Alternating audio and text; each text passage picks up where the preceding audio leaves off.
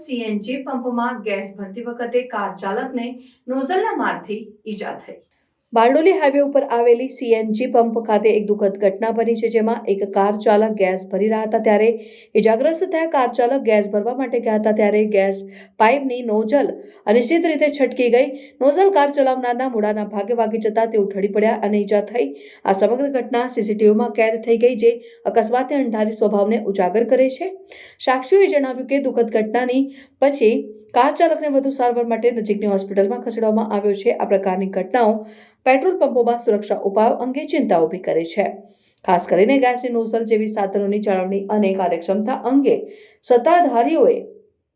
સત્તાધિકારીઓને આ બાબતે તપાસ કરવા માટે અનુરોધ કરવામાં આવ્યો છે, જેથી ભવિષ્યમાં આવી જ અકસ્માતો ન થાય અને સીએનજી પંપોમાં ગ્રાહકો અને કર્મચારીઓ માટે સુરક્ષા પ્રોટોકોલને સુધારવામાં આવે। ઈજાગ્રસ્ત કાર ચાલકની સ્થિતિનું અવલોકન કરવામાં આવી રહ્યું છે અને આશા છે કે તેઓ ઝડપી સાજા થવા માટે જરૂરી તબીબી સારવાર પ્રાપ્ત કરે।